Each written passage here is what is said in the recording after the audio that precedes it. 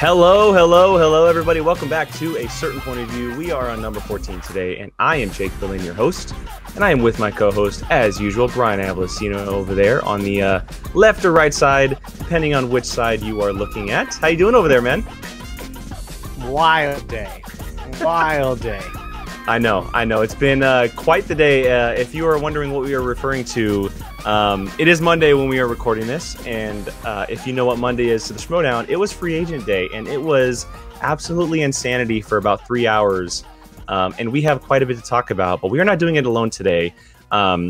It's only right that when Kevin Smith gets announced in the Schmoedown, that we have the biggest Kevin Smith fan with us here on the show, and that is Miss Rachel Silvestrini. How are you doing over there? You must be losing your mind right now.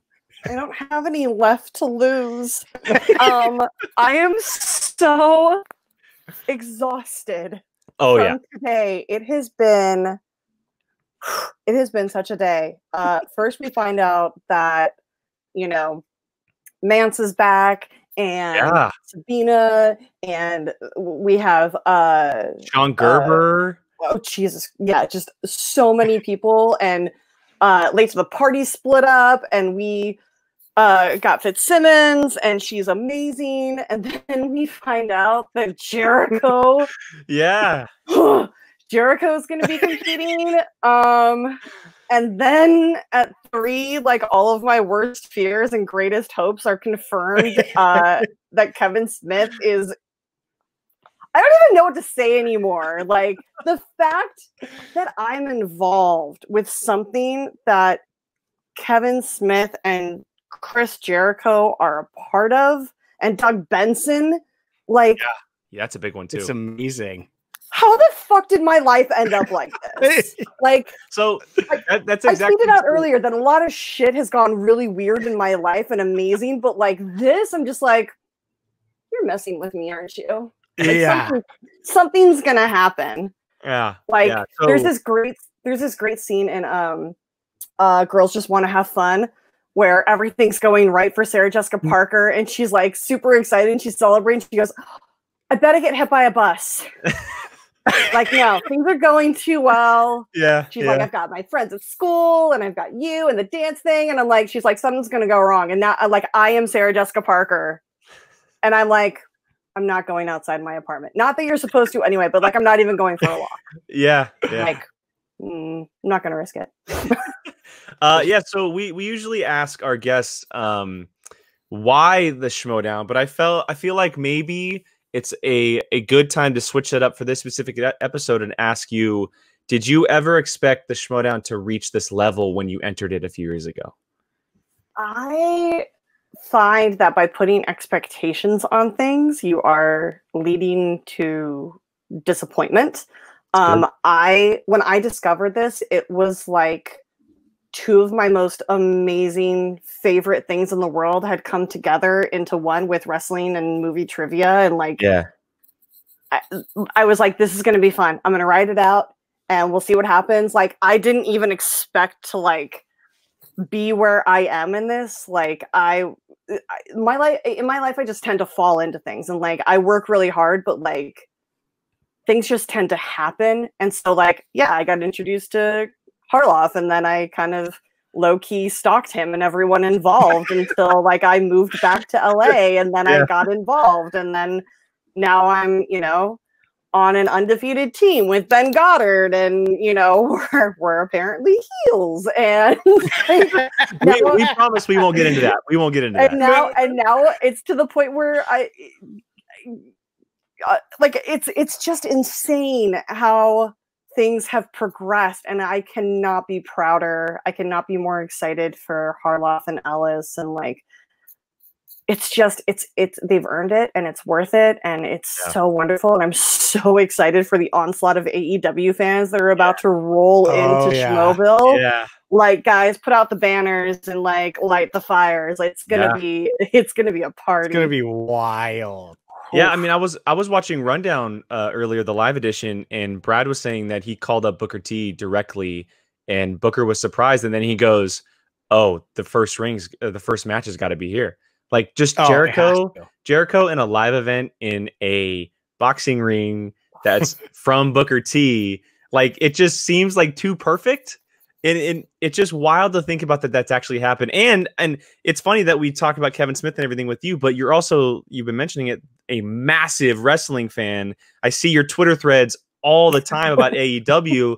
So you must be absolutely blowing up today with everything going on. I like legit the fact that my body is in one piece right now and hasn't actually exploded from excitement. Like, my adrenaline has been going all day. I hit a wall at like about 5 o'clock during the rundown, and I was like, "Mama needs a nap." I like closed my laptop and like curled up on my bed. I like set an alarm because I'm like, I don't want to miss this. And it's so fantastic. I mean, I would love for Jericho's first match to be in Houston at Booker T's. I think it would be incredible. Yeah. But the fact that he lives here and that his first match is probably going to be against Kevin Smith, who also lives here, makes me think, can you imagine if the first live event back, it's Jericho versus Smith? Are you kidding? Like, I'm literally going to have BC like put me in a straitjacket and like ratchet strap me to a pipe so I can like sit backstage and watch the match but like not move. Like, I am going to be so excited the day that happens. Like, I can't even. I'm so excited for this. Yeah, it's pretty crazy. I mean, you have two different styles of fans here, because I'm an original. I've watched it from the very beginning. And Brian, I brought him on about a year, like 2 years ago, Brian? Year and a half ago, something like that? I want to say like 2017. Yeah, and he's currently, he just finished season 1 and he's in season 2, so he's going back and watching everything for the first time. And so for him, it's like, wow, seeing that and then seeing this, obviously it's a huge difference. It's amazing. It's pretty incredible to see it like this. I do, because I remember when I first found out about it, somebody had asked me, I think it was Makuga that had asked, he's like, "Oh, so have you been watching?" And I'm like, I had no idea what this was until I walked into the panel at WonderCon, like no clue. So like I immediately ran home and like binged all of season 1 in like a day and a half, I think. It's a day. Yeah, it is. Well, I'm also like super competitive, so like you get me into like a sport, or like I also love story. So like if I watch a new show, I'm like, well, I'm going to be done with this entire series in 4 days, so it doesn't matter.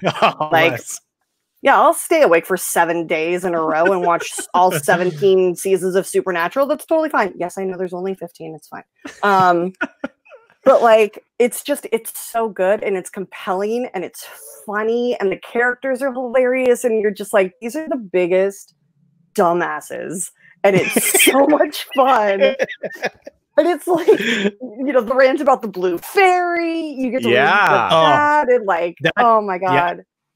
Yeah. And then the trial of JTE, like, and even going back and watching and seeing how the rules have progressed and like, it's insane. Like watching round 1 in like the first 3 seasons, I'm like, that was a good change. That was a perfect change. That was really great. I like that change. I do love the last betting at the very end that can change the like total chance. The whole match doesn't matter. It just matters what you know at that very last match. Absolutely. Like now for you, you've been around before this all happened. Are you liking and enjoying this whole manager, like it's now kind of like legitimately like a sport where there's draft picks and all this stuff? Oh yeah. How much do you love it? It is the best. Between Kate and having a faction, it's just like the most amazing support system you could ever ask for. It's literally the difference. Like, even if you're going out, even tennis players who play singles still have a coach. Like they still have someone in their corner helping them out and doing all that. I didn't have that for the first season and a half that I competed. So it's like, this has completely changed the game. Like I feel like whether or not I'm competing with them, I have teammates. Paul Preston texted me a few days ago and we were chatting about like strategy or something. And he asked me a question about something. We chatted for like 15, 20 minutes on, on Twitter. And then like, but we're not teammates, but we're still on a team together, like we still have each other's backs. And, having Kate there to like fight our battles for us. And, it's changed everything this season in the best possible way. And like with the drafts and like the swapping and the dropping and the free agents and it's crazy for us fans. It's absolutely crazy for us fans. And for us who play fantasy sports, even it's that aspect that we love and crave whenever we're not doing it. And even though it's the first year doing it and it's always about learning curves and stuff, it seems like it's going just so perfectly. And even though we have this crazy epidemic going on, we're like Harloff and everybody is they're wiggling their way through it as perfect as they can. And today, like for me, because I live tweeted it on our Twitter page, and it was like the culmination of everything that Harloff and Ellis that they've been wanting for so long. It feels legit more than ever. Like it's always been legit, but it just feels like it's an actual serious worldwide thing by having characters like Jericho come in and having a free agent special where they come and they pop in and they announce it like a high school star would, or it's such a different level of Schmoedown. And it's for movie trivia, and it's so cool. You brought it up earlier how it's movie trivia and wrestling together. And it just seems like it blends so well together. And today was like that perfect, just cherry on top of it all. Well, I mean, I think the thing that I love about the Schmoedown is what I love about wrestling. It's that when you watch wrestling, like, do you guys watch AEW, right? I watch a little bit, not all of it, but a little bit. Yeah. Okay, so if you've ever watched a match with the Young Bucks, it is one of the most beautifully choreographed matches you will ever see. Like, it is stunning. It's, choreographed. It is all scripted for the most part, but you're still like, they're still throwing their bodies off the top ropes and like over things and into tables and stuff. And that still does really hurt no matter how well you train for it and how many times you practice it.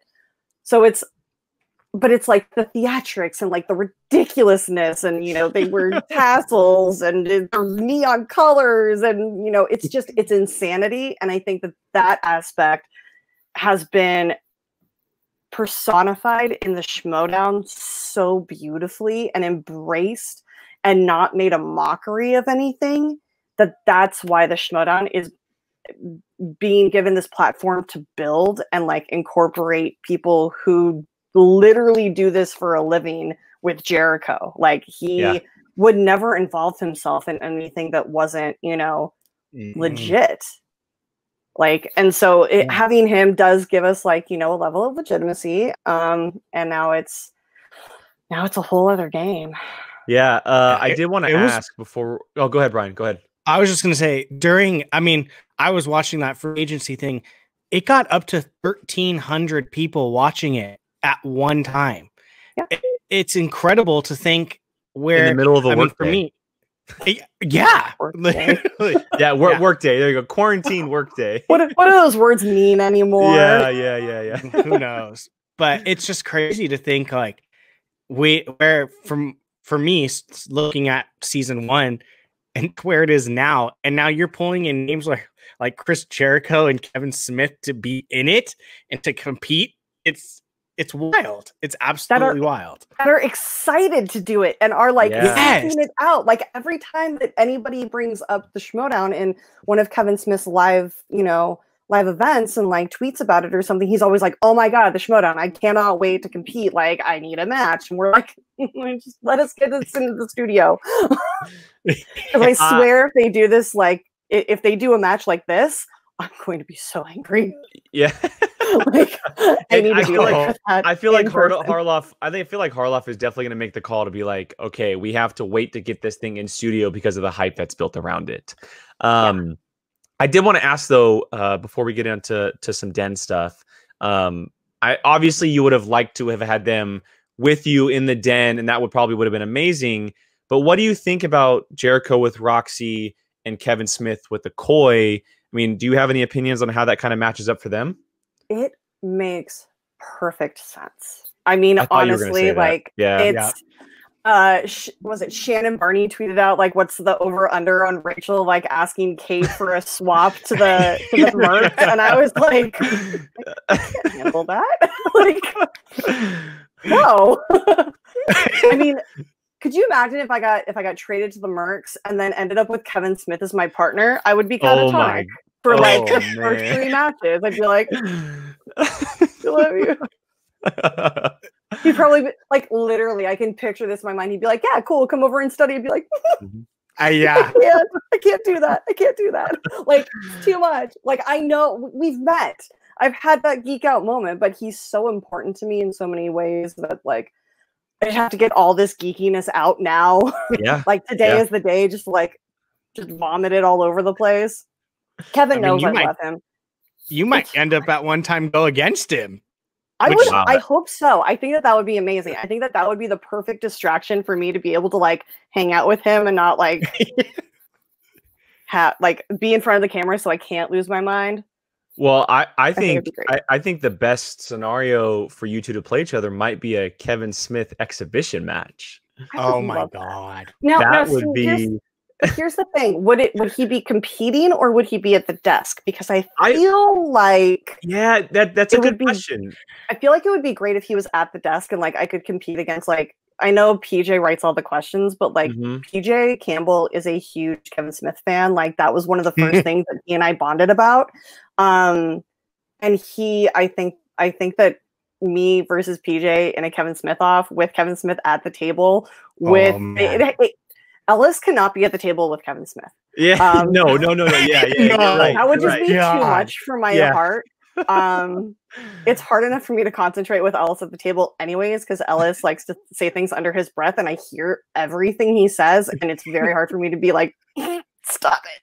But having Kevin with him would just be too much. I think if he and Jay wanted to were at the table together with Harloff, I think that would be a great like triple feature at the table. But I would love to play Kevin. It would be really funny if we did like, you know how they used to do the drunk matches? Yeah. If Kevin Smith wanted to do a stoned match, I think he would still have like a massive leg up on me, but I would be willing to like nibble on an edible and you know, because he's a much higher functioning stoner than I am. I have an edible and I'm like, I'm gonna go lay down for 3 days. Bring in the food.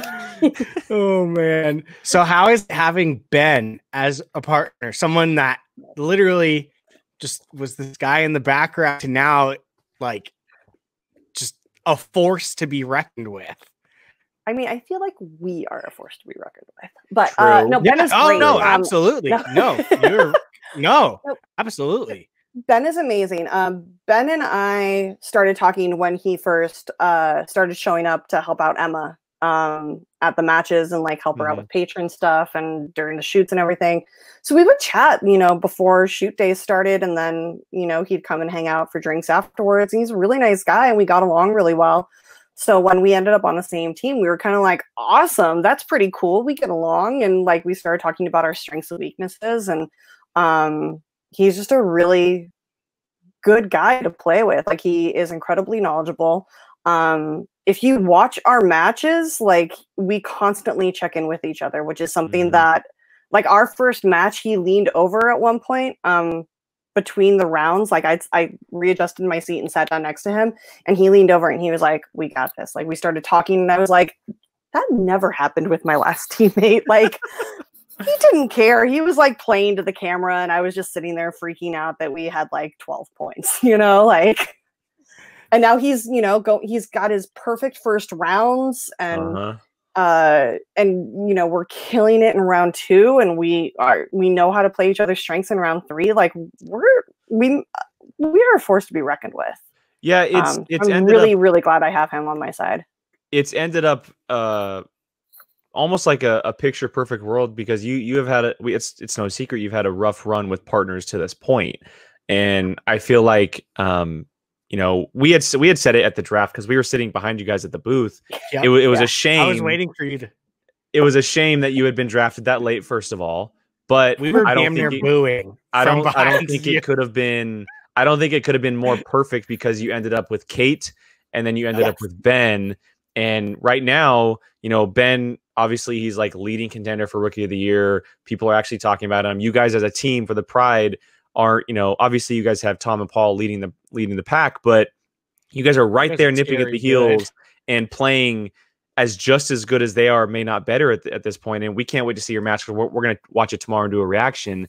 I was wondering if we were going to talk about that tonight or not. No, we're definitely going to get into it. We want you to preview and hype us up or whatever you can, because we're going to do a reaction tomorrow.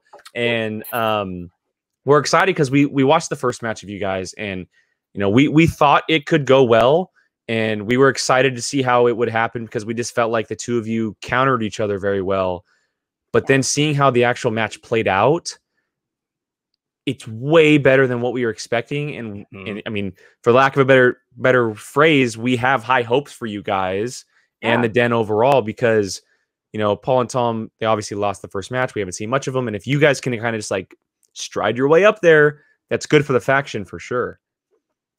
Yeah, I was really surprised at how well our first match went. Like, you know, you can only hope and cross your fingers and say your prayers so much when you first go into play, and like you can be best friends and go into a match and it's, you know, I think it was his second time sitting at the table, so like he had a taste for it before, but like playing singles and playing teams, like the rhythm is completely different, and you do have to like be aware that there is another person that you are relying on and who is relying on you, and we fell into that rhythm pretty seamlessly almost from the beginning. Like we had a few like missteps, and like, you know, now we know to watch each other during round one to see if the other one is like struggling to like use a JTE for something because they're not really listening to the countdown, or, you know, something like that. We just need to like tighten up our team play. But like we started off head and shoulders above where I expected us to be. And then we're just continuing to improve upon our game and increase our communication. But we have that level of trust and that understanding for us. So it's going to be interesting for the rest of the season. I think that was one of the most noticeable things for me when we were watching is you guys flow so well together. Like, there are teams that are good, you know, that there's not like maybe like a strong click. You guys have that click, and you guys pick up each other's faults or strengths, and it just meshes, and that makes you guys dangerous. In my opinion. So well, I mean, and I'll add to that. You know, I think it was in the post interview, Ben had said that he's not very strong in Kevin Smith, but he saw the confidence in you, obviously, and he goes, "We're gonna go with it."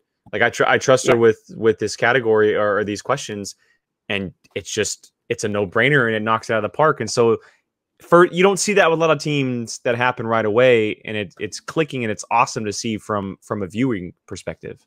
Yeah, it really takes a lot to like, because everybody really wants to win, and they want to do everything that they can to ensure that win happens.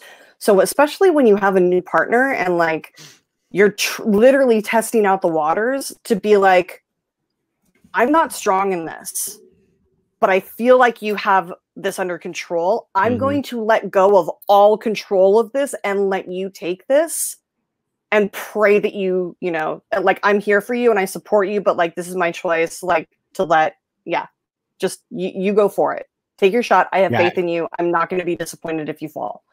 And like that was like that jarred me a little bit. Like that was so shocking, because before I never really felt listened to, or like, you know, it was just a weird situation that I was in before, and so now like it's easy.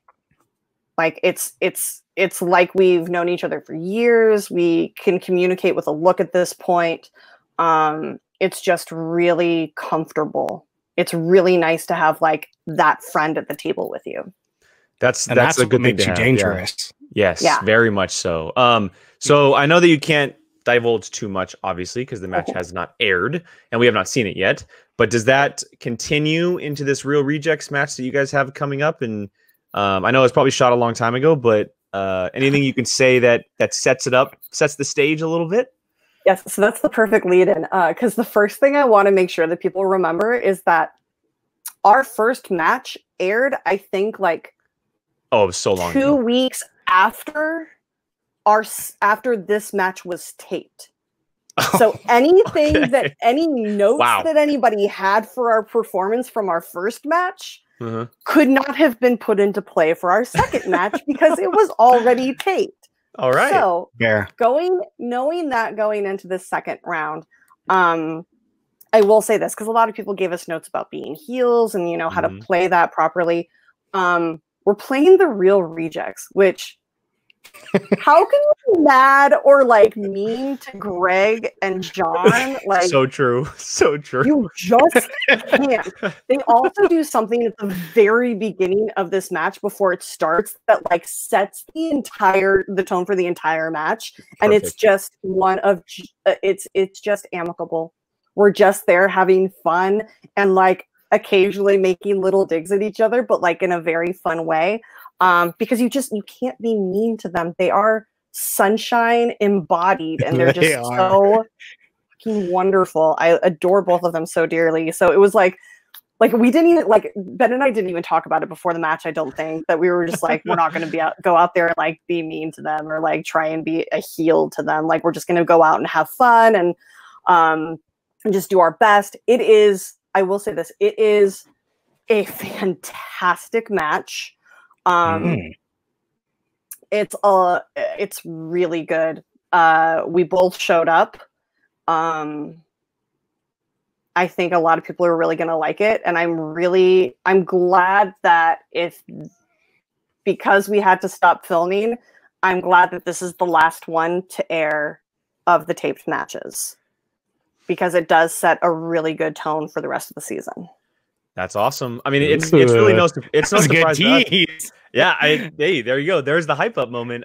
It's no surprise because I mean, we talked about you guys and how you perform, but they also showed up like shockingly in their first match too.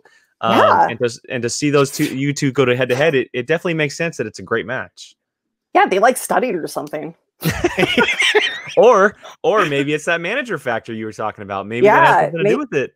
Maybe. I mean, if you actually look back, like a lot of people kind of treat them the same way that they treated the Wildberries, where they're kind of like, oh, these guys are just kind of jokesters and both no, go back and look at their record. Like a few seasons ago, John Humphrey had like an 11-round run in the free-for-all, like out of nowhere, like was not booked that day, got asked to join in, came in to skid a Marinky Dinky Dink with like a hobby horse and like went 11 rounds, out of nowhere because he's John Humphrey.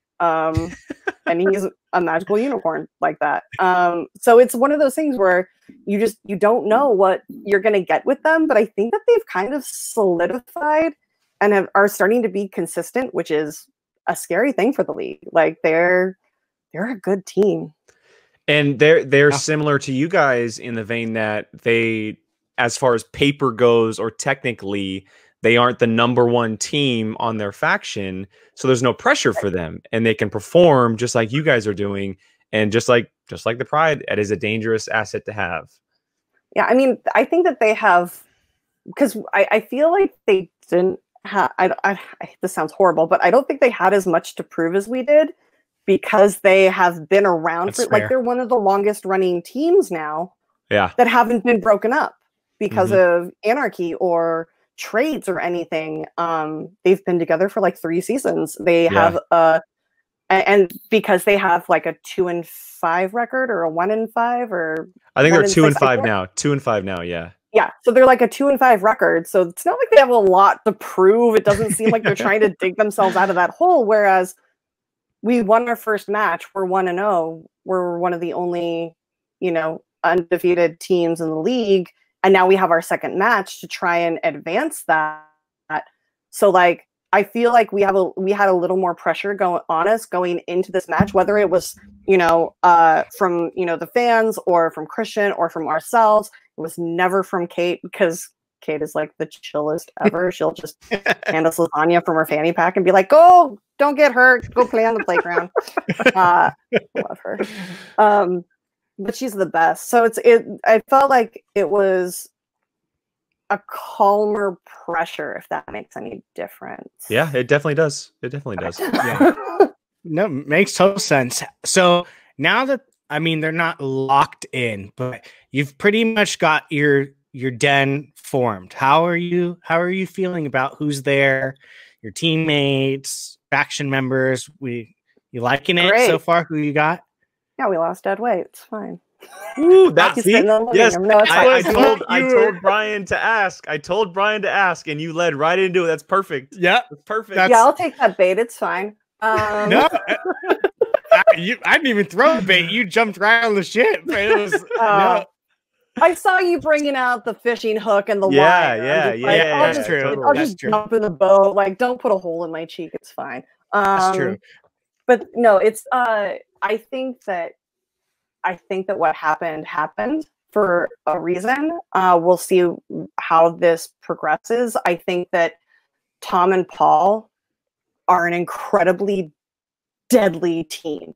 Like, honestly, had that match, had that opponent's choice gone any different way, legitimately any other wheel slice, we could be having a very different conversation about who's in first place right now. But because, I mean, it woulda, shoulda, coulda, but they are dangerous. And I am so excited for them to get another match, to come back and redeem themselves, and to just prove that, you know, they're one of the best teams. I mean, they almost set the team record that match. Like, that's insane. It was their first match together too, and they played so beautifully together. It was just that one hiccup that, you know, between but the call between Kate and them as players, like, they made the wrong call, and, you know, sometimes that's all it takes to lose a match. Like, in the past, I had so many matches that, you know, Devin and I could have won had one thing different changed. Like, it was very well known that round 3 we made all the wrong calls. Like, every single one of our matches, if we had swapped our 2 and 3 point questions, we would have won. Like, it's a judgment call, and sometimes it just bites you. So that'll be amazing to see. James White getting involved is going to be fantastic. I can't wait to see who Vanessa gets paired with, because she either has James or Alex to get paired with. And I think everyone is sleeping on Alex. He is insanely good. That boy has knowledge. I don't think anybody watches more movies than he does, honestly. And so that'll be interesting. We're going to see what happens in the IG tournament with Saul and Ben. Saul is just a sniper. Like, he's just off sitting in New York, like in his apartment, just like watching all these awful IG movies, and he's amazing. And then Ben, I mean, we've seen what he can do, and if you guys have seen the patron matches, like, you know, like, he's a threat. So it'll be interesting to see who everybody gets paired with in round 1. And Shawn's going to, you know, dominate the Star Wars League. It's going to be interesting to see with Molly in and see if she can hack it. I mean, I know she can. I'm terrified of her, mainly because she is just intense and tiny and gorgeous. Who she's playing against in the first round, and it's Adam Witt. Yeah. So. Oh, that's going to be a great match. Right. I can't wait to watch. Oh, Adam's so good. He's such a good person. I love him so much. Did you guys watch? Speaking of Adam Witt, have you guys watched their commentary? The movie guys commentary on I did. Star Wars: A New Hope. Yeah, I did. It's so good. So good. Guys, if you haven't watched it, open another tab, earmark it for later. Movie guys, Star Wars. The two of them are brilliant. They literally comment on the entire. It was A New Hope, right? Yes. Yeah, they watch A New Hope, but commentate on it like they're watching a sport, but they switch sports however they need to. So they go from like hockey to football to baseball to bowling, I think, at one point. It is amazing and fantastic. You just can't So get any better than that. All right, Rachel. Well, before we get you out of here, I know you're doing a whole bunch of things. You got your show on Thursday. Is there anything you want to plug before we get you out of here? Yeah, so I just sent out, so Thursdays I have my movies, music, and mayhem show. This week I have Mark Riley coming on. Yodi! I'm so excited, mainly because I get to see him and probably Julie and more than likely my niece pup Leia. So he'll be on. It's at 7:30 Pacific Daylight Time. So go in, find my YouTube. It's Rachel Silvestrini, I believe. Or you can follow me on Twitter and Instagram at rmsilvestrini. All the links are there. I have a Patreon that we do some real fun stuff that you can come join. And then, yeah, just come and hang out. It's going to be fun. Awesome. And we'll see what happens this insane season. Yeah, we have a long way to go. We have a long way to go. I picked We're you guys to win excited. I picked you guys, the Den, to win the whole thing. So we'll see. It's an uphill battle, and anything can happen with these tournaments. So it's going to be. We are very excited to see that match this weekend. Again, guys, this is Rachel Silvestrini. She is part of the Pride. Their match debuts this Friday against the Real Rejects. Rachel, thank you so much for joining us. We look forward to having you again, and hopefully it's not too long out. Yeah, anytime, guys. I'm here for you. Have a great night, guys. Have a good night. Thank you. Bye. Great. All right, Brian, there we go. Another one in the books. How you doing, awesome, man? Yes, she is. She is. She's killing it over there. Part of the Pride, part of the Den. One of the best factions in the league, and they're, they have great players. She named them off. Like, she just ran through the whole faction, and they're absolutely killing it over there. So yeah, she's finally getting the surprise. respect she deserves. Agreed. I definitely agree with that. I mean, I remember us very vividly at the draft multiple times. Oh, this is her going. No. Oh, this is her going. No. And we're like, what are they thinking? But then where she landed couldn't have been a better spot. Yeah, it was we had talked about it, how it was the most shocking part of it that she had gone so far. And it was funny because a lot of managers have been like, oh, this person, she's such a great call, but it would never be her name. And we're just thinking to ourselves, like, why are you not pairing her with someone that's already been picked, or why are you not picking her? But again, it worked out in her favor, and she may have fallen, but most of the time we see this in sports all the time. And the first person who comes to mind, right, is someone like an Aaron Rodgers, where they go so late in the draft, but they end up in the perfect position for their season, their career, whatever it is. And that's definitely the case when it comes to Kate as a manager, Ben as a partner. You have Tom and Paul in the faction, right? All these things are happening in free agency and stuff. It seemed to work out perfectly for her. Yeah, the Den is very much so meshing together, and it's going to work for them. And I think they've got a lot of good things going their way moving forward. And, it doesn't hurt that you want to look good in front of Kevin Smith and Jericho too, right? So now that they're in the league, there's I know she was talking about like a little bit of an easier pressure, but now that they're in the league, who knows? Like, if she gets that Kevin Smith slice, she might start sweating a little bit more now that Kevin Smith may be watching. But let's go ahead and talk about some of the other free agents we have here, because it was crazy. We talked about it. It was wild.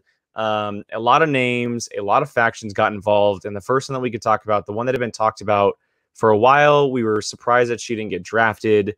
And we were ultimately a little surprised where she ended up. And that is Molly Damon. With the Star Wars tournament coming, it only makes sense that she was finally picked up.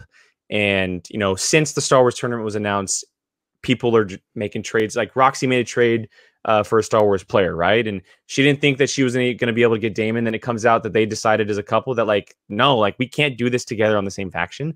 And so, Roxy makes a trade for a Star Wars player. And ultimately, Sam Levine lands her. And this is massive, man, because 4 days ago, Sam Levine and the usual suspects coming out of the draft, they looked like one of the coolest teams, right? They looked like a cool faction. They had Drew McWeeny, Andrew Guy, Janine the Machine heading that faction. And then after 2 matches, they got flipped on their head. And so they needed to do things to kind of save their season. And boy, did they. Not only did they trade for Ethan Big Time Irwin, but they also got 3 massive free agents with Molly Damon leading their Star Wars picks. This could be big for them in the tournament. Yeah, I mean, we know Robert Meyer Burnett doesn't say no to trades. Like well, I think it's more so every trade goes through me, guys. Yeah, it's almost that he's the commissioner of trades because everything seems to flow through him first. But yeah, Molly to Usual Suspects is, I mean, come on, like scary. I love that she wants to like, no, I'm married to Alex Damon, but you're going to respect me and you're going to know who I am. And I cannot wait. Star Wars is going to be a bloodbath. I feel like this year. Cause go ahead. I said it on, cause I was doing the live thing on Twitter, and I pulled a quote from her, and she said, she goes, everybody kept telling me to just team up with Alex on the Rockstars or go to Roxy. And she goes, I didn't want that. I want competition. Like, she has this fire in her to play. She's a Sith. Yeah, well, yeah. I mean, she does the Dark Ray stuff, so it only fits. But absolutely. And that's why we thought she was going to go to corruption. And she put out that cryptic tweet about, or Instagram about causing chaos. And she obviously led everyone in a different direction. But she can easily cause chaos this way. It's going to be fun because, you know, we've seen her in the Schmoedown before, and as Harloff said on the special today, she debuted to 600 plus people, and that is unfair to anybody to do in your first ever Schmoedown match. You put her in a studio match, or if it happens to be streaming, or it's going to be Twitch, obviously, a little bit more in her element. She can study, and who knows if Alex is maybe helping her on the side. I don't know, but they do it on a daily, like that's their life. She could end up making some major damage and saving the season for Sam, because right now there's not a lot going for the Usual Suspects outside of the Star Wars division, and it's a huge get because of that reason. I mean, she knows all of Damon's secrets. So, that's true. I mean, that's very true. I mean, she could literally ruin him because, you know, she wants to prove herself, and she knows what works clearly because he wins. That makes her that much more dangerous. 100%. And I cannot wait. We got the little schedule bracket announced, and we know she's going against Adam Witt, which I think is perfect first round. I don't remember. Is she the first match? I believe so. And that's next week. Yeah, 20th. It's 9 days away. That's gonna be crazy. Yeah, that's so much fun. So much fun. It's gonna be wild. I cannot. All right. Let's go ahead and move on. Let's go ahead and move on to a couple of these other free agents. Not a couple, I guess a lot of them. We'll run through as many as we can here and comment on it as much as possible. I had the list here, and this is just chronologically how it went down. Scott Mance to the Burning Droogs. No surprise for me. It's happy. I'm very happy to see the Mance Man back. He was always such a bright, exciting presence in the league, and he always brought something different. And I know that he's been incredibly busy. He's off doing great things, but it makes sense because him and Robert Meyer Burnett have that connection. They have that Star Trek connection. So it only makes sense that he goes there. Any thoughts on Mance going there? So he has been very prevalent in my early watches. So it was kind of cool. I was like, I know that guy. And so like it was kind of because he's loud and he makes himself known, and he's very competitive too. So I'm curious to see his, like, you know, the best that fire. The best moment with Mance you have not seen yet. I will just say that. Ooh, okay. So next on the list, we have Perry Nemiroff to the Quirky Mercs. Again, no surprise that she's back, but I will say that a little bit of surprise that she goes with a Koi, but ultimately it does make sense a little bit. After her explanation, I understood where she was coming from. And it's interesting, and I don't know if this will happen. And it's just like kind of like an idea that floated in my head. But after the signing of Kevin Smith, could you imagine a Perry and Kevin Smith team together? The two of them? Like, I don't know if it'll happen, but they're both brand new to the team, right? And I don't know how much Kevin Smith is actually going to compete because we know he's a busy guy, and especially when all this stuff ends. But Perry's knowledge and Kevin Smith's knowledge, managed by a Koi Jandrew, like that would be a fun team to watch. But ultimately, I mean, Perry with Koi is definitely an interesting one, but it does make sense in my mind. That one didn't. It's funny because that one didn't surprise me at all. I almost kind of always felt like if she was going to come back, that's where she would go. Just from the managers, like, see, Koi kind of almost to me seems perfect for her. And so I thought of a Roxy too. I don't know why Roxy came to mind a little bit, but I know Roxy had her eyes on some bigger fish, obviously. But I mean, yeah. Duh, yeah, she was psyching down going for Sabrina Ramirez when she's going for AEW wrestlers the entire time. Here we were like, oh, she didn't pull that off, and then she's like, yeah, right. Here's That's the middle first thing thing that popped in my head when Sabrina announced that. I was like, oh man, she didn't go to the Rockstars, or oh, Molly didn't go to the Rockstars, and then 20 minutes later, Jericho. Like, what the hell? Like, Jesus. Okay, so on from Perry, we're on to Sabina Graves, and I know you don't know Sabina Graves much because she's in the later seasons. She was partnered with Shawn. A little bit aware of her. Okay, cool. She was partnered with Shawn Gerber for a while, and they had a cool little run there. But she has great knowledge. She can definitely make some moves, whether it's a singles or possibly in a teams. And I'm not sure who she'd be partnered up with. But that's definitely a cool move for Sam Levine, adding another player because he was only down to 6. He was down to 6, so he needed to add something, and luckily he got these players. Next is the lone corruption ad from Adam Collins, a Fan League player. We've seen how well Fan League players have done in the past. You know, Chance Ellison, a Paulo Yama, Robert Parker this year. Kevin Smets, you are correct. And so that'll definitely be interesting. But for corruption to have their lone addition be him, that does speak volume. Yeah, no, I mean, if Shannon's not going to take schmucks, so like she obviously did her research if she's pulling out of the Fan League, because there's still tons of people you could grab that are not Fan League competitors. So she must have seen something in him to pull him out of the Fan Leagues, put him on a namesake team like Corruption, and give him that shot. So I'm curious to see how that one works. Agreed. The next is a big one. It's a name that's been talked about for a while. Is Shawn Gerber. We will see him soon in the Marvel the MCU exhibition match. But he goes to Swag, and Winston gets a big grab here because Shawn, you put him in the right situations, and the game kind of goes his way a little bit. He can really be dangerous. It's funny. I was scrolling through Twitter after all this had happened, and because Swag has Adam Lavick, obviously, and so you're wondering, like, okay, what's going on here? A little back and forth. Nothing really came of it as of yet. But I do like the addition because Winston is such a great manager, and he knows how to. He knows how to. He's a great personality. Yeah, well, he also knows how to coach people who may not have the wealth of knowledge in the right direction, and it's very surprising because he's a first-time manager. But Shawn Gerber and Swag could definitely be a big fit. Yeah, he's a very positive force, and I think it'll work well, very well. And that also adds on to the next edition, which was Frank Moran to Swag, which is a huge get. And I know that Harloff had said that he thought, or many people thought, that Kaiser was going to be able to grab Frank Moran. I don't have too much recollection of Frank Moran at the moment, but I know that he is a big name that people were really going after. Swag has already kind of been up on the up and ups, and they've been doing some damage as of late. But if you get someone like him or Shawn Gerber who can do damage in the right spots, that could really help your team. So I'm not surprised that Winston was able to sway some guys their way.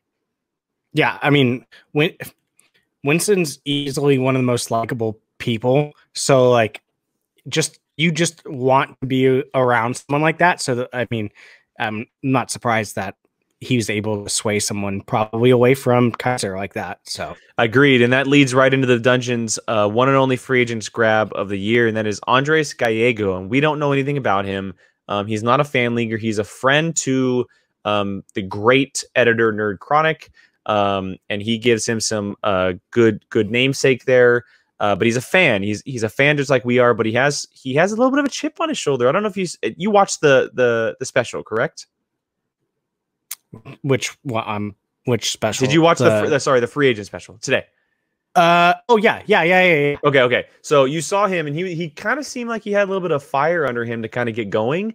He had like calm fire. Yeah, and what's funny about it is like even when we were at the draft, we had walked away being like, okay, Kaiser's moves are very odd, very interesting, right? Like but 3 weeks ago we were talking, and we're like, okay, holy everything's crap. kind of starting to come together here. He is the best at finding diamonds in the rough, and he does something with these players, whether it's just the coaching or the way he says it, he throws it in the dungeon and throws away the key. He just does something to light a fire under players and lets them do their thing. And so if this guy could really, if he could become like a dungeon person, like a Robert Parker or someone like that, and kind of just make a point here. Yeah, dungeon head. There you go. I mean, if that's their lone edition, I know that they were going for Frank Moran, but if that's their lone edition or their second edition, I mean, you got to have there's something there for that. Let's put it this way, if Nerd Chronic, from how amazing he is telling you like this guy's good, you should probably take word and advice of that. So yeah, agree. Yeah, because he's not going to throw some schmuck out there and be like, yeah, this guy's probably pretty good because that's his namesake. And come on. Agreed. All right, so we're gonna move on right to the biggest name in the free agency that we didn't know about. That we didn't know about. Yeah. Sabrina Ramirez's name was essentially just a wildfire the last couple weeks. Everyone had been going after her, and this had started months ago from SEN Live, where Kate was on, and they like doing this little side thing, and so everybody had kind of thought that there were two options for her: to go to the Den because she has this familiar faces with Ben. She had been on SEN Live with Kate, or to go to Swag because of her connection with Ace and RB3. Nope. I don't think anybody really saw Finstock exchange happening. I know that Roxy was in the mix as well. She had talked about it. Sabrina was on live with the Roxy today. Although when it was announced, I was a little shocked that it was the Finstock exchange. When I sit back and look at it, I really am not surprised. I really am not surprised that this is the case. And she had talked about it on Live with the Roxy, but apparently Dagnino's pitch was like out of this world. But then you throw in the fact that there's 4 champions over there who can coach her. Yeah, it brings some gravitas to the situation. When I heard it, I went, oh my God, you've got to be kidding me. Like, what? And then the more you sit on it, you're like, that's a genius move on her part. Yeah. Like, it's a very smart play. Because, I mean, Finstock, half the time we're like, damn, this guy knows what he's doing. Other half we're like, what is he doing? Regardless of those, she has champions to learn from. Champions. And so if she's as crazy good as we saw on Twitter, people were literally fighting over her within like 5 minutes of like the free. She put a tweet out and then she attached 5 managers and then it was just like chaos. Like it just chaos. So I mean, at the end of the day, when you're sitting back, it's a very smart play on her part. Agreed. Okay, so we're gonna also move on to Robert of Late to the Party, and this is where the heartache comes in because I've been following Late to the Party for a while now. I love their reviews and their reactions, and their channel is just just like, you know, it just kind of like gets you hyped up when they start doing stuff. And they've always been a bright spot in the Schmoedown too. Obviously, they're such great at entrances, and they're such good personalities together. And when Robert was on, I was like, wait a second.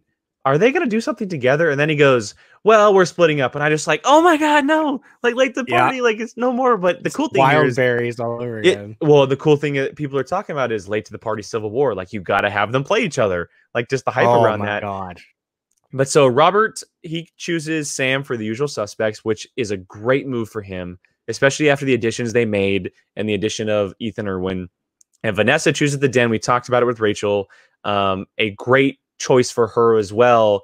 We've seen how well the Den has been doing as a collective and what Katie's been doing as a manager. And Rachel talks about how, each person in the faction is supporting each other. When you go solo by yourself, you can feel lonely at times. But if you have 9 other people or 10 other people around you texting you, talking to you about Schmoedown or stuff, it feels very welcoming. And I have no doubt that that's going to happen for both of them. I love the way, like, we had Robert give his, he seemed very nice and whatever. And then she came in like, let's do this. Like, she was like, it was very much like, yeah, we're breaking up. Wait till you see me play. It's funny. It's almost like she wanted to. Like, she had this level of like, she did. Yeah, like there was like this level of like, yeah, I kind of want to do this on my own now.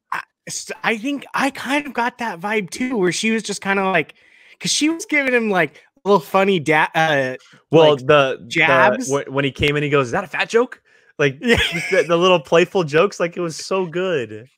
But I'm excited because she seems like she's kind of like, I'm going to prove to you how good I am. And just kind of like we almost kind of maybe like I was the one pulling the weight on this team. Like, just kind of, I don't know. I kind of got this like, not like heel vibe, but like this undertone of like maybe she's setting something up.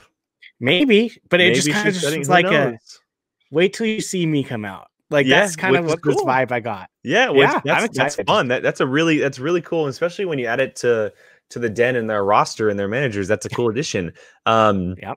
We talked about Chris Jericho a little bit. We didn't dive into it a whole lot. Obviously, it's massive. But huge. Before the Kevin Smith thing happened, I know that the Schmoedown world blew up for Brett and Zaflieterflaus and that stuff. It's the way the community blew up for Chris Jericho. It proves why this is such a special community. Not just because of that he's a professional wrestler and he's got this, this legendary career behind him, and we have Booker T in some events, and Brad's doing some commenting here and there. But the fact that he wasn't courted, I don't know, you didn't hear the story, but on Rundown today, Roxy told the story of how it happened. It wasn't never initially happening. He texted her saying, "When are we getting the Schmoedown thing happening?" And then she's like, "Well, I have a roster spot." And so that's kind of how it happened. And for the fact that that he wanted to be a part of it is huge for the league. Yeah. And, Rachel had said like the amount of AEW fans that are going to be coming, like overloading the system of views or whatever when he plays. But can you imagine the wildness of that being brought into this? It's going to be crazy. And just like, bravo to Roxy for pulling this off and making the move of the century at the time. Because it's huge. And then that great video that he posted, like totally coming in as a wrestler. You know what's funny about it is that we talk about how Roka's great on the mic and how all these characters are great on the mic, right? Everyone is going to be put to bed when he comes in. It's not even going to be fair because he is literally a professional Mike Tucker. It's not even going to be fair to anybody. I put a comment in on the Rundown, and I was like, I need to see Jericho versus Finstock Exchange. I need to see that. As far as the mics go, I 1000% needed to see that happen. I know that the Kevin Smith thing is going to happen, and that's going to be great, but I need to see Jericho versus Finstock. I need to see Jericho versus Roka. I need to see Jericho versus Bateman. It would be so much fun to see that. And then you have Roxy sitting there just like smiling, like twirling her mustache, like, yeah, like I did this. It's going to be so fun to see when he enters the league because he's going to get thrown matches. Obviously, he's a huge name. It's so much fun to see. It's so good. Can you imagine just like the poor person? Let's just say that Kevin Smith wasn't his first matchup. Just one of our nice general schmoes, just him coming out, his whole personality going nuts, and the other person's just like, yeah.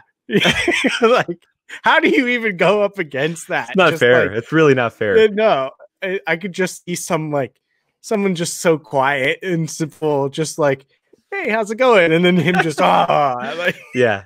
Oh man, it's gonna be a blast. I can't wait to see that happen. I hopefully I know that he's probably, but we're gonna wait to see it in studio because that's the way you do this type of match. The atmosphere that it's gonna bring, whether it's just him or him and Kevin Smith, is gonna be incredible. So that's definitely a big pull. We go to the next big one that happened out of nowhere, just kind of got thrown up on Twitter. Doug Benson for Sam Levine. This is big because awesome. He obviously he's a name recognition guy. And it makes sense because Sam goes on his podcasts, you know, they have a connection as far as movies and television and stuff like that.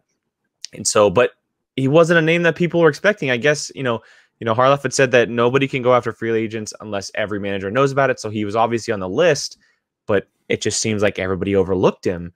And Sam's sitting back. Nope, I'm going with Doug Benson. Like, that's my guy. Yeah. And he's a guy that can really, really shake some things up for them.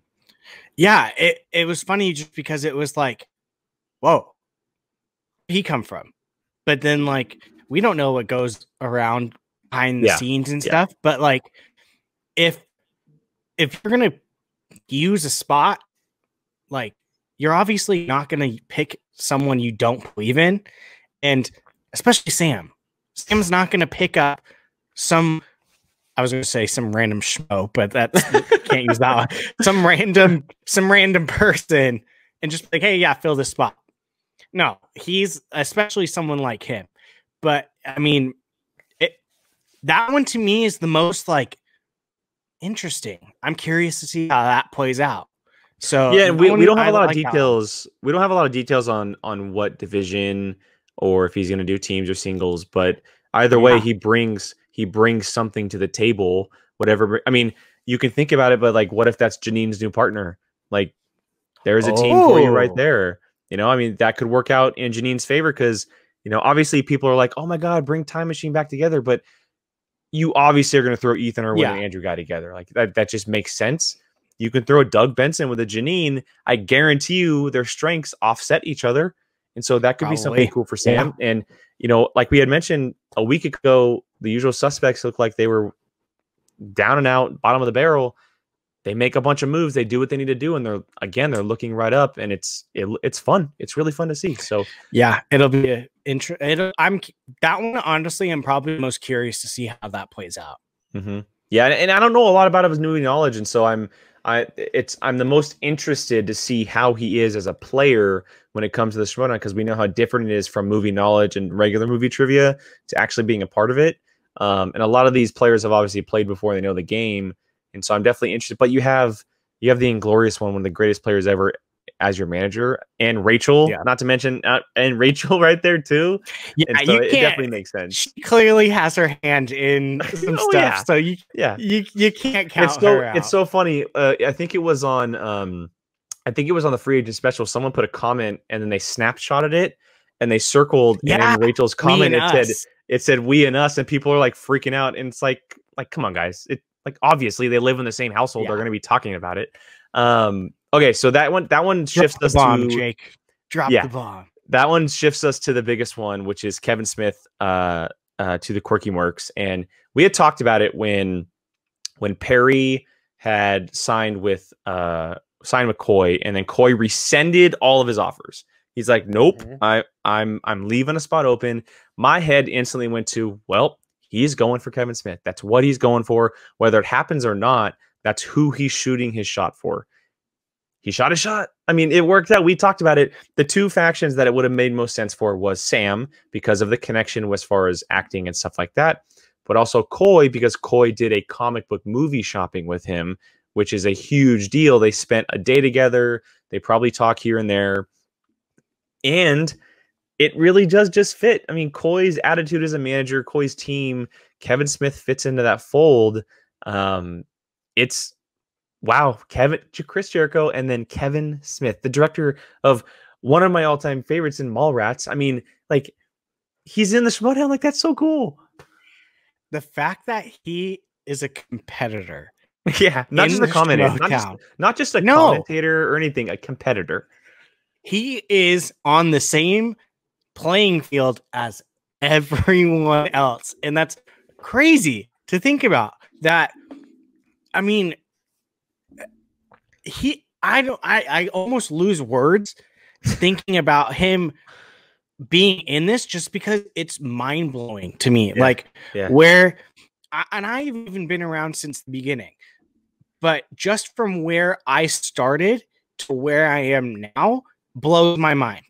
I can't even imagine the people that have been around since the very beginning. And now you're seeing names like this coming in to compete and play as a competitor. Like, it's insane. It's absolutely insane that it's pulling in people like this. And he's excited. Yeah. People are saying stuff to him and he's like, get me on it. It's a matter of when, not if at this point. And the fact that he's with Koi is, you can't script it any better. Like, those two are gonna like complete each other in nerddom of that stuff. So it's like, it blows my mind. Absolutely blows my mind. And we know when Koi is on screen, he is like an adrenaline junkie who's on adrenaline. Like his energy level, it's so much more than that though. Can you just picture what that pre-show interview is going to be like when it's him and Kevin Smith standing next to each other? God, I didn't even think. Like, and then you have Roxy and Jericho on the other side going back and forth with each other. Like, I love Koi, and we had talked about this, but I had picked the Quirky Mercs at the beginning of the season because I felt like I had talked about last year how Shazam kind of just like shot up for me as a team, and I went with them. I was like a ride or die with Bibiani and Brennan, and this definitely it helps the cause. I don't know how much he'll be playing compared to the other people, but it definitely makes me feel a little bit better about it. Oh yeah, I know, because I was thinking that same thing. I was like, they pick Quirky Mercs, and I'm like, they're not gonna look so hot. And but then Go ahead. And then you throw freaking Kevin Smith. You're like instantly like, shit. Well, and the cool thing is, I know that we're gonna get a singles match. Like the fight's gonna be Jericho versus Smith, but I was thinking about this. What if, I talked about it, a Perry and a Kevin Smith together would be a dangerous team. I don't know how their knowledge stacks up against one another, but it could be a fun team to watch because we've seen Perry compete before. She's knowledgeable in a lot of things. Then you throw in something like a Kevin Smith who's very indie driven, small movies, stuff like that. It could be a very cool team for Koi on the back end. I mean, I would be not shocked if he even touched his toe in Inner Geekdom. Like, I mean, who does Koi have for Inner Geekdom? Oh, he has Mara. Whoa, yeah. Good call. Right? Like, yeah, maybe we'll see. I don't know. You never. I think his film knowledge might be a little bit stronger than his Inner Geekdom knowledge. Oh, I mean, I meant it more as just like, I wouldn't be surprised if he just wanted to just do one. Like, yeah, I mean, maybe he wants to touch the toe and everything a little bit. Yeah, I mean, very possible. I don't think anyone would be opposed to him just hopping around, just trying every single thing out. That'd be fun. Yeah. So that wraps up free agency, guys. I know that we had some trades that covered before free agency happened. Brian, we won't get into discussion about them because we've been talking about them the last couple of days. Just run through those quickly, all the droppings and the free agents, or the trades, excuse me. So we obviously had the trade heard around Schmoedown Twitter, which was Brandon Hanna getting traded from the Den to the Burning Droogs for James White. I mean, Hannah's on a tear on Twitter right now, but it couldn't be any more. And it's not going to stop. Entertaining. It's not going to stop. No. It's not going to stop anytime soon. And then we have the next one, which again, Robert Myburnett never says no to a trade. Jader Paramo and Knapsack, and our first showing of a 2021 draft pick. Yep. The first round pick being traded to the Burning Droogs for Ethan Irwin. Mind blowing. Did not expect Ethan Irwin that at all. No, that was like a punch to the face. Like it was like, whoa, where'd that come from? And then, oh, you want to say something? No, you're good. You're good. No. Oh, and then our last one was Josh Quevedo and a third round 2021 pick from the Burning Droogs. Again, doesn't say no to a trade for JTE on the Rock Stars. Absolute steal. It is shocking. It is like, I'll never understand Robert Meyer Burnett. I will never, ever, ever understand him. It is shocking. No one ever. I know it. I can't believe that for a guy who just moved across the country, you're going to give up a Star Wars player and a draft pick for someone who probably isn't going to play this year. Not just any draft pick, and I'll say this again because I watched Rundown. Roxy made this point again on Rundown today. A third-round draft pick. Do you know who her third-round pick was this year, Brian? Damon. Alex freaking Damon as a third-round pick. Like, I know. Are you... Dude, like, I understand that Robert Barnett's crazy, but wow. Like, wow. Shocked. Yeah.